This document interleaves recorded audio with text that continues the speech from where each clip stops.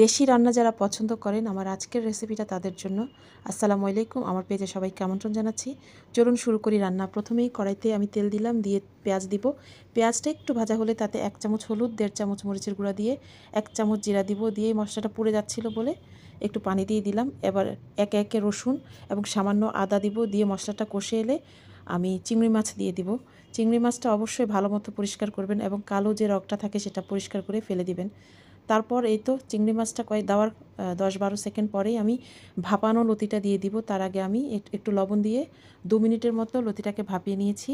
তারপর মশলাটা কষতে থাকবে। এবার স্বাদ চেক করে লবণ দিব। আমি শুরুতেই দিইনি, কারণ সেদ্ধর সময় আমি একটু লবণ দিয়েছিলাম, তো সেটা চেক করে আমি লবণটা দিলাম। এবার আস্তে আস্তে লতিটাকে কষাবো। কষাতে কষাতে যখন তেলটা উপরে আসবে তখন এখানে আমি সামান্য পরিমাণ, প্রায় 1.5 কাপের মতো পরিমাণ পানি দিয়েছি। এবার এটা ভালো মতো ফুটে উঠবে। আমি কাঁচামরিচ, ধনিয়া পাতা দিব। আমি অবশ্যই নিশ্চিত হবেন যেন বেশি ঝোল না পড়ে, তাহলে কিন্তু লতিগুলো ভেঙে যাবে। এবার লতিটা যখন হয়ে গেল, আমি নামানোর আগে 1 টুকরো লেবু চিপে রসটা দিয়ে দিয়েছি যাতে গলা না চুলকায়। তো হয়ে গেছে আমার রান্না। মাখা মাখা ঝোল থাকতেই চুলার আগুনটা নিভিয়ে দিবেন, না হলে বেশি শুকিয়ে গেলে এটা খেতে ভালো লাগবে না। একটু একটু ঝোল থাকলেই যে কোনো মাখা মাখা সবজি বা তরকারির স্বাদটা বেশি ভালো লাগে। তো এই হলো আমার আজকের রেসিপি, আশা করছি ভালো লাগবে।